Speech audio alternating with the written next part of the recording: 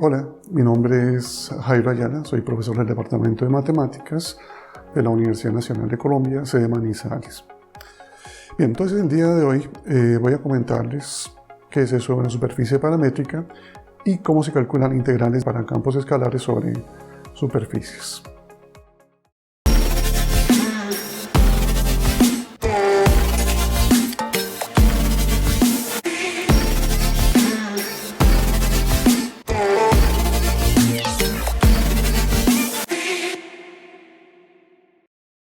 Muy bien, vamos a comenzar definiendo lo que es una superficie paramétrica. Pero para esto tal vez lo mejor es recordar qué es lo que es una curva paramétrica. ¿Bien? Entonces recordemos que una curva paramétrica, como ustedes ya vieron, surge como la gráfica de una función como la que tenemos acá. Una función R que toma puntos en un intervalo, en este caso AB, y produce puntos en R3. O sea, en este caso R lo que está tomando son valores T en AB, a ese valor T lo que nosotros llamamos el parámetro, y ese valor T es enviado a través de R en el punto XYZ, ¿sí? Esas son las coordenadas del punto, o las componentes del vector X, Y, Z, y X, Y, Z es claro que dependen del valor T que nosotros estemos tomando en el intervalo AB. Muy bien, entonces esta función se puede colocar de una manera un poco más breve como la tenemos aquí abajo, diciendo que R toma T y produce X, Y, Z como funciones de T, como una tripla. Recuerden que esto es un vector, entonces aquí realmente es X en Y, Y en J y Z en K. Bien, y aquí especificamos que T se está moviendo en el intervalo entre A y B. Ahora, desde el punto de vista gráfico, recordemos que lo que estamos haciendo es lo siguiente. Estamos tomando T en el intervalo AB, como lo vemos acá en la parte izquierda del gráfico, y ese T es enviado a través de R en una colección de puntos. Bien, entonces, esa colección de puntos aquí la marcamos en amarillo. Entonces, tenemos una curva. Esa curva arranca del punto A mayúscula, llega al punto B mayúscula. El punto A mayúscula es la imagen del valor A minúscula en el intervalo, y el valor B mayúscula es la imagen del B minúscula que tenemos en el intervalo. ¿Bien? Entonces aquí sabemos que tenemos una orientación indicada por la flechita que está colocada en amarillo sobre la curva. Entonces a esta colección de puntos vamos a llamarla por ejemplo gamma. Muy bien. Y entonces vamos a decir que gamma, la curva, está parametrizada por esta función. O sea, vamos a referirnos a R como la parametrización de esa curva. ¿Muy bien? Bueno, entonces ahora pensemos en lo siguiente, o recordemos lo siguiente. Si tenemos una función, llamémosla f, que esté definida sobre una región X, como la que estamos viendo acá, es una región en el espacio. Entonces tenemos f definida sobre X, y esa f lo que hace es producir números reales. ¿Bien? Entonces estamos ante un campo escalar. Entonces f definida sobre X, una región del espacio, y produce números reales. Ahora, observen que la manera como escogimos esa región X, o lo que nos interesa acá, es que la región X contenga la curva gamma. Es decir, f está definida sobre X, y X es una región del espacio que contiene a la curva gamma. Entonces, eso lo vemos acá. Y aquí tenemos que gamma, como colección de puntos, entonces está contenida en X. ¿Muy bien? Perfecto. Entonces, bajo estas condiciones podemos definir lo que es la integral de línea de f a lo largo de la curva amarilla, de la curva gamma. Entonces recordemos que escribimos de esta manera, colocamos integral a lo largo de gamma de nuestra función, que en este caso depende de tres letras, x, y y z. Aquí colocamos nuestro diferencial de integración, que en este caso es ds. Recuerden que eso tiene que ver con la longitud de arco. Y sabemos que la manera de calcularlo es tomando la integral entre a y b, o sea, donde se mueve el parámetro, y colocamos f aplicado a R de t, o sea, en este caso es f aplicado a x de t, y de t y z de t. ¿Muy bien? Bueno, aquí recuerden que el ds se toma como la norma de la derivada de la parametrización, esto, por dt, que es nuestro parámetro. ¿Muy bien? Entonces, así es la manera como se define la integrante de línea. Aquí hay que tener claro que R se refiere a esta parametrización de nuestra curva gamma. Muy bien, entonces por favor mantengan esta última expresión en mente. Vamos a ver que las integrales de superficie para campos escalares tienen una cara bastante parecida a la que tenemos acá. ¿Muy bien? Entonces vamos a ver ahora, con base en estas ideas, rápidamente qué es eso de una superficie paramétrica. Muy bien, entonces ahora vamos a tomar R, pero ahora R no está definida sobre un intervalo, sino sobre una región en el plano. O sea, tomamos puntos o parejas V definidos sobre D, que va a ser una región en el plano. Ahora, esos dos números van a tener asociados a través de R tres números. En este caso X, Y, Z, pueden ser tres números que definen un punto o un vector en el espacio. Entonces, esto lo podemos colocar de la siguiente manera. Aquí colocamos R. Ahora ya no tenemos un parámetro, sino tenemos dos, U y B. Y aquí tenemos que X, Y y Z pues van a depender de U y B. Entonces lo colocamos específicamente de esta manera. Entonces Z depende de U y B. Y acá colocamos que U y B, la pareja, está ubicada en el plano. ¿Muy bien? Entonces, la manera breve de colocarlo. Ahora, desde el punto de vista gráfico, es bastante similar a cuando trabajamos con curvas paramétricas. Solo que, a diferencia, lo que tenemos al lado izquierdo ya no es un intervalo, sino va a ser una región en el plano. En este caso, estamos trabajando en el plano V. ¿Bien? Entonces, nuestra función R, a cada punto de D, le va a asociar un punto en el espacio. ¿Bien? O podemos asociar un vector, también se puede ver de esa manera. Muy bien, entonces, al final la colección de puntos va a tomar esta cara, una cara típica. Entonces, esta tela que tenemos por acá pintada en amarillo, que llamamos S, la idea que nosotros tenemos de superficie, y lo que nos vamos a llamar una superficie paramétrica. ¿Bien? Entonces, en este caso estamos viendo que R, ese vector que hemos pintado en verde, es el vector que se asocia a un cierto punto que tomamos en D. ¿Muy bien? Bueno, entonces aquí, como dijimos hace un momento, nos referimos a S, esa colección de puntos en el espacio, como una superficie parametrizada. ¿Bien? Y vamos a referirnos a R como la parametrización de esa superficie. Muy bien, ahora veamos un ejemplo. En este primer ejemplo, vamos a recordar la relación que hay entre coordenadas cartesianas y coordenadas esféricas. Entonces, como ustedes recuerdan, las coordenadas esféricas, aquí estamos marcando el amarillo, son tres numeritos, aquí colocamos ρ, colocamos φ y colocamos θ. ¿Muy bien? Entonces, φ es el ángulo que forma esa vara que tenemos aquí marcada en verde, que es la que se forma tomando el punto que nos interesa con el origen, formamos el segmento. Entonces, esa vara verde va a formar un ángulo con el semieje positivo de la z, es lo que llamamos φ. Y la proyección de esa vara con respecto o sobre el plano XY, entonces tomamos el ángulo de esa proyección con respecto al semieje positivo de las X. Entonces eso es lo que llamamos θ. Rho es claro que es simplemente la medida de la vara que tenemos aquí en verde, o bien la distancia entre el origen y el punto que nos interesa.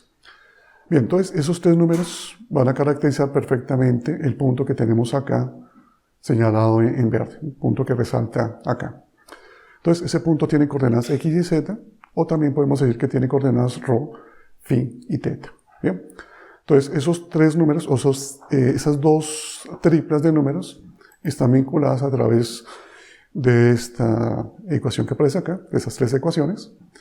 Y acá es importante ver que phi, ese ángulo polar, toma valores entre 0 hasta pi. Muy bien. Y el ángulo θ está tomando valores entre 0 hasta 2pi. Muy bien. Perfecto. Entonces, esa es la relación que tenemos entre coordenadas cartesianas y coordenadas polares. Ahora bien, si tomamos o hacemos que ρ sea igual a una constante, recuerden que esto representa una esfera. Entonces aquí tomamos R, recuerden que es una constante, y entonces eso va a representar una esfera obviamente de radio R mayúscula. ¿Muy bien? Entonces, en estas ecuaciones que tenemos acá, simplemente vamos a cambiar ρ, que en principio es una cosa variable, vamos a cambiarlo por una cosa constante que es R. Y entonces eso va a representar una esfera. ¿Bien? Entonces aquí tomamos o escribimos la función R, colocamos R, en ese caso U y B pues van a ser phi y θ, vamos a colocarlos en este orden, primero phi, luego θ. Nuestra primera función, o sea, que corresponde a la X, es R seno de phi coseno de θ. Comparen por favor con las ecuaciones que tenemos inicialmente. Entonces esa primera componente pues obviamente va en I. Ahora tomamos R seno de phi seno de θ. Esto va en J. Y luego sumamos R coseno de phi y esto va en K. ¿Muy bien? Entonces eso va a representar una esfera, ¿no? O sea, básicamente a partir del origen ustedes se pueden mover de esta manera y se pueden mover de esta manera. Pero siempre la distancia entre el origen y los puntos va a ser R mayúscula. Por lo tanto, lo que al final vamos a generar es una esfera. Muy bien, la función R se puede colocar de una manera un poquito más compacta, como una tripla, pero teniendo presente que estamos lidiando con un vector, ¿no? Con una función vectorial. ¿Listo? Entonces, tal como lo tenemos aquí. Y acá, de nuevo, perdón la insistencia, hay que tener claro que phi se está moviendo entre 0 hasta pi y θ desde 0 hasta 2pi. ¿Bien? Ahora, ¿qué es lo que estamos haciendo acá? Entonces observen que estamos tomando valores phi y θ entre dos valores constantes, o sea, phi moviéndose entre 0 hasta pi y θ entre 0 hasta 2pi, dos valores constantes. Entonces, si tenemos en cuenta estos dos intervalos, o sea, donde se mueve phi y donde se mueve θ, y si pensamos en que esto lo vamos a analizar en el plano phi θ, lo que vemos es que estamos trabajando sobre un rectángulo, ¿no? O sea, en este caso tenemos que el rectángulo que aparece en el plano phi θ es simplemente el producto cartesiano del intervalo 0pi con el intervalo 0,2pi, phi moviéndose en 0pi y θ moviéndose de 0 a 2pi. Bien. Bueno, entonces ahora nuestra función R, que tenemos acá, lo que hace es tomar puntos en este rectángulo y va a producir puntos en el espacio. Lo cual, pues no es sorpresa, pues va a ser una esfera de radio R, como la que tenemos acá. Muy bien, entonces, cada punto sobre la esfera pues va a tener asociado un valor phi y un valor θ. Bueno, aquí tal vez vamos a ver un momento que hay que tener cierto cuidado con el polo norte y con el polo sur. Muy bien, polo norte pues va a ser el punto 0, 0, R, y polo sur pues va a ser el punto 0, 0 menos R, como ustedes lo pueden chequear. Bien, perfecto. Entonces, tener en cuenta esta representación. Muy bien, ahora vamos a considerar el siguiente ejemplo. Tomamos una función de la forma z igual a f de xy. Bueno, y ustedes ya a estas alturas están familiarizados con la idea que la gráfica de una función de este tipo es una superficie. Bien, entonces la palabra superficie ustedes ya la conocen desde antes. Muy bien. Entonces, la pregunta es, ¿cómo podemos parametrizar una superficie dada por una función como esta? La cosa es bastante simple. Vamos a tomar R, nuestra función vectorial. En este caso, esta R. Vamos a tomar como parámetros a X y a Y en sí mismos. Y aquí vamos a tener tres números. El primero, pues vamos a tomar X. El segundo vamos a tomar Y. Y el tercero, pues simplemente hacer Z, que en este caso es fxy. Bueno, en este caso el punto xy, obviamente, tiene que estar en una región D, la cual es un subconjunto del dominio de la función. Muy bien. Entonces, para ser un poco más claros, tomemos esta función en particular, z igual a x cuadrado más y cuadrado. Recuerden ustedes que eso representa lo que llamamos un paraboloide. Bueno, aquí vamos a pensar que este paraboloide esté definido sobre esta región que tengo acá en amarillo. ¿Listo? Vamos a tomar únicamente este pedacito. Recuerden que el paraboloide está definido sobre todo el plano. En este caso voy a tomar únicamente este pedacito. Entonces, esa copa, ese paraboloide, vamos a llamarlo S. Y ese, de acuerdo con la regla que acabamos de ver, puede ser parametrizado o de la siguiente manera. Tomamos R de XY. Entonces tomamos igual a xy y x cuadrado más y cuadrado, que es nuestra función. Bueno, y aquí en este caso únicamente me interesa lo que pasa en la región amarilla. Entonces tomamos xy en la región D y el punto xy es el que aparece acá. ¿Bien? Bueno, ahora vamos a definir un objeto que es muy importante para hablar de integrales de superficie, tanto de campos escalares como de campos vectoriales. Muy bien. Entonces, bueno, tomemos acá la construcción, el gráfico que tenemos acá. Ese gráfico está asociado a una función R como la que tenemos acá. Entonces aquí lo que estamos diciendo es que S es una superficie parametrizada y está parametrizada por la función R que tenemos acá. O sea, en este caso R toma dos letras U y B y produce tres, X, Y, Z, y X, Y y Z dependen de U y B. Muy bien. Bueno, ahora vamos a hacer lo siguiente. Vamos a tomar dos rectas paralelas a los ejes U y B. Así como las que tenemos acá. Entonces observen que esta horizontal pues es tomando B igual a una constante y la vertical estamos tomando U igual a una constante. Bueno, entonces observen que esas dos rectas pues, se van a cortar en un punto que es un punto interior a nuestra región D. O sea, el punto de corte es enviado por R en un punto de la superficie. Entonces, como tenemos acá. Entonces aquí lo marcamos, tomamos U0, B0, que va a ser el punto de corte de esas dos rectas. Bueno, ahora vamos a hacer lo siguiente. Vamos a considerar únicamente las porciones de esas rectas que están dentro de la región D, donde está definida la función R. ¿Bien? Entonces, hemos marcado la intersección de la recta horizontal con la superficie, la hemos marcado acá en azul, y la vertical la hemos marcado en morado. Muy bien. Entonces, como vamos a ver, las imágenes de esas rectas que tenemos en verde y morado van a ser curvas sobre la superficie S. Bien, o sea, todas las imágenes de los puntos que están en azul y están en morado, pues van a ser al final puntos que van a aterrizar sobre la superficie, pero van a generar curvas. Vamos a ver cómo.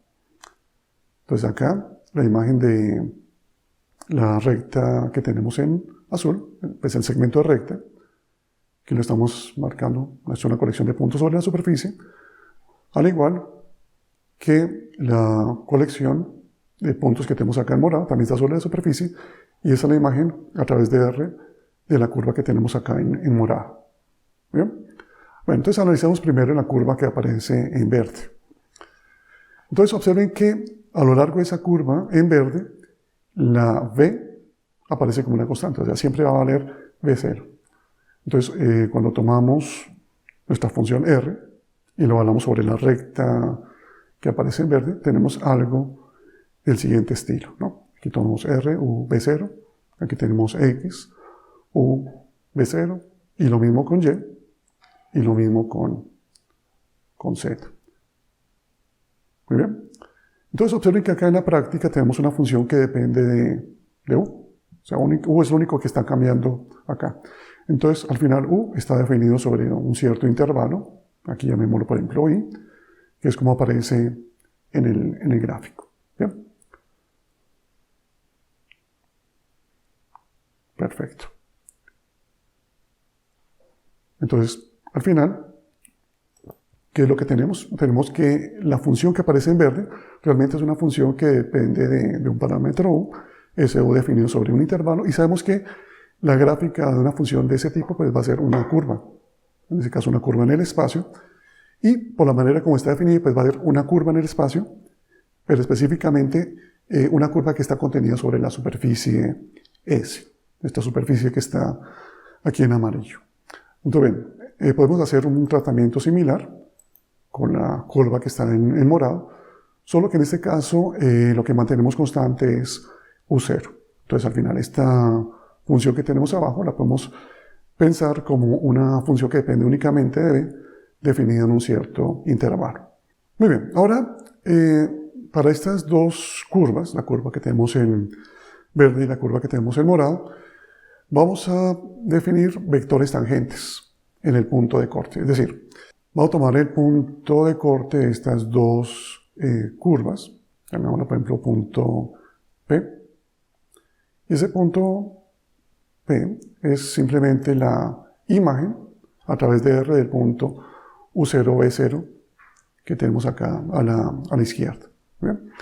Por lo tanto, el punto P tiene coordenadas X, U0, B0, Y, U0, B0, Z, U0, B0.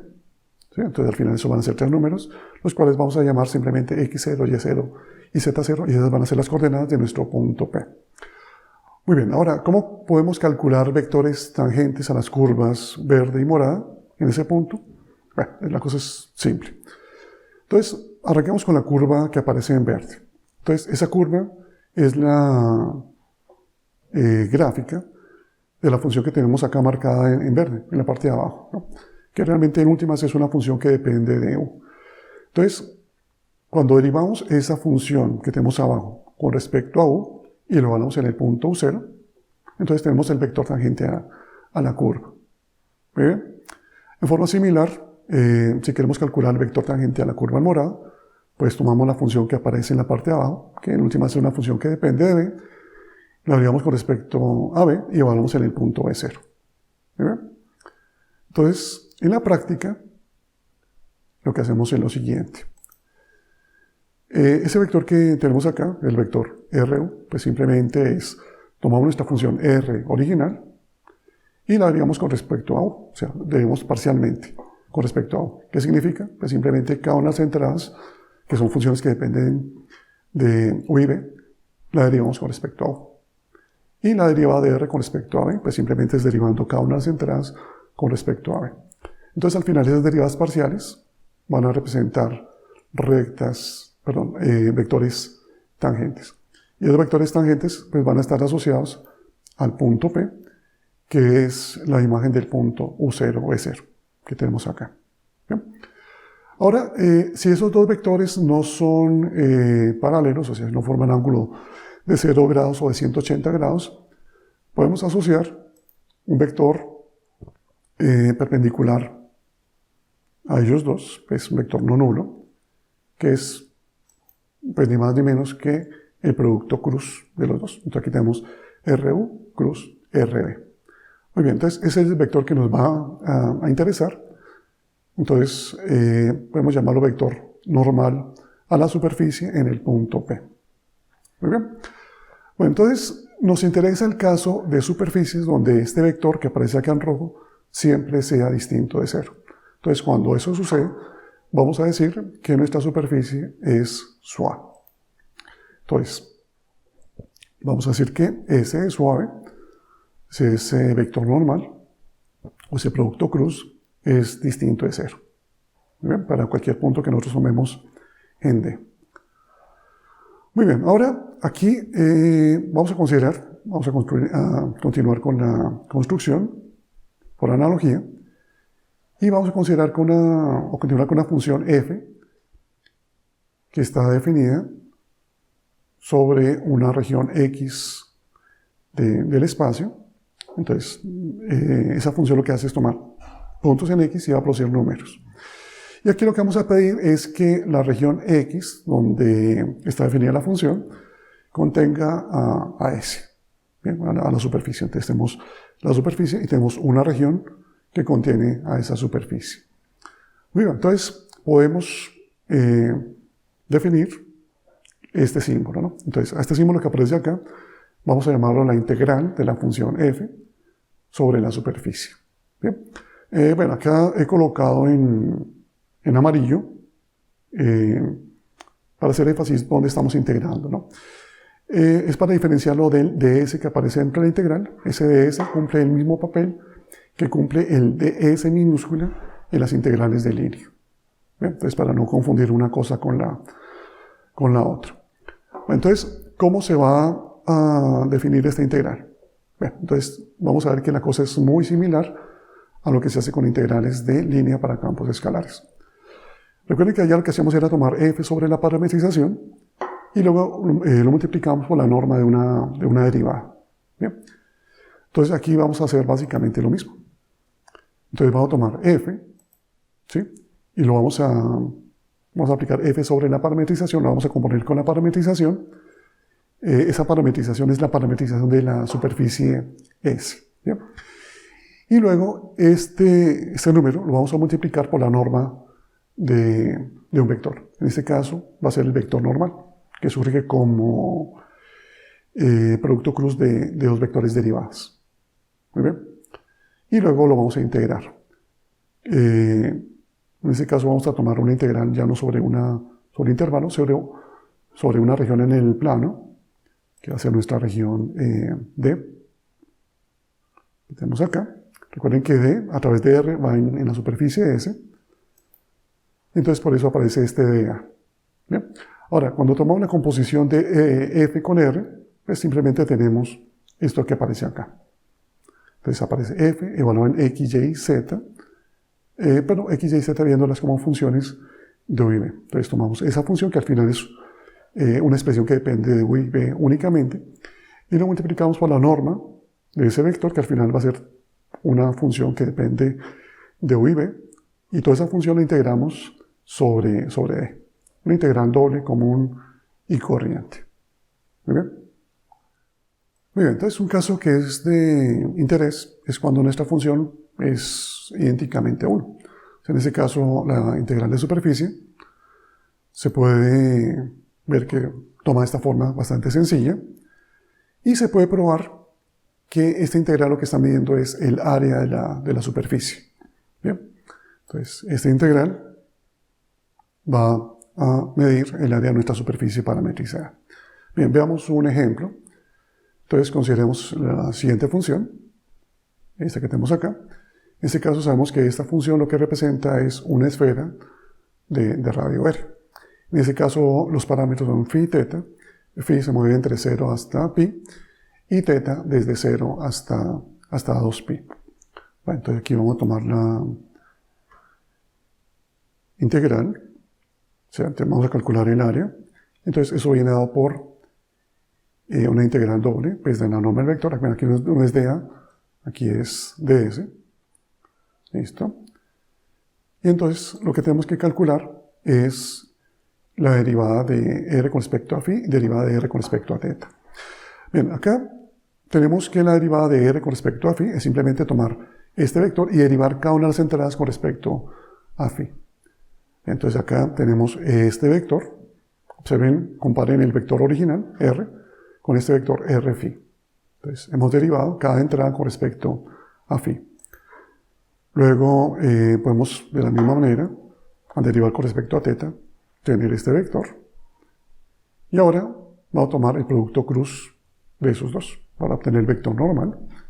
Entonces en este caso, ustedes pueden chequear, tenemos este vector y ese vector tiene norma r² seno de phi.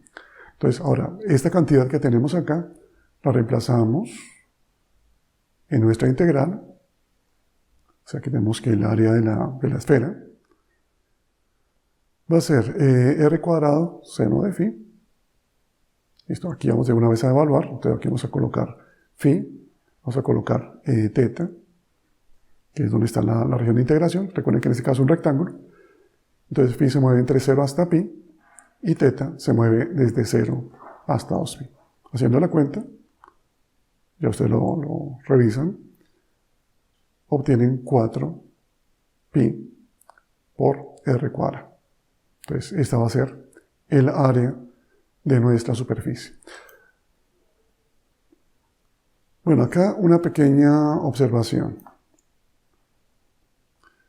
Observen que el vector normal, su norma, es r cuadrado seno de phi. Entonces observen que cuando phi vale 0, cuando vale pi, pues vale 0. O sea, en este caso, el vector es 0 en el polo norte y en el polo sur. Sin embargo, esto no afecta a nuestro cálculo, lo que hemos hecho acá para calcular el área, porque básicamente el área de 2 puntos es 0. O sea, no tenemos problema con eso. ¿Bien? Bueno, entonces, ya para concluir por hoy, terminemos con el siguiente ejemplo. Vamos a revisar esta última parametrización. Entonces, recuerden que esto corresponde a parametrizar una superficie, que es la gráfica de una función de la forma z igual a f de x, y. Muy bien, en este caso los parámetros son x y y. Entonces, vamos a calcular nuestro vector normal. Entonces, para eso derivamos con respecto a x y derivamos con respecto a y. Entonces, observen que al derivar con respecto a x, la primera entrada es 1, la segunda es 0, o sea, y es independiente de x. Y la última pues va a ser derivada de f con respecto a x, que hemos colocado de manera breve acá. Entonces, en forma similar tenemos la derivada con respecto a y. Bueno, ahora tomamos el producto cruz de esos dos vectores, que es este que tenemos acá, y la norma de ese vector pues va a ser esta raíz. Por lo tanto, el área de una superficie de la forma z igual a f de x, y sobre una cierta región se puede calcular a través de esta expresión. Muy bien, entonces en esta sesión hemos visto la noción de lo que es una superficie paramétrica y hemos visto cómo calcular integrales de campos escalares sobre superficies. Por favor, revisen las notas correspondientes a esta sección, hagan los ejercicios y nos vemos en una próxima. Muchas gracias. Universidad Nacional de Colombia, proyecto cultural, científico y colectivo de Nación.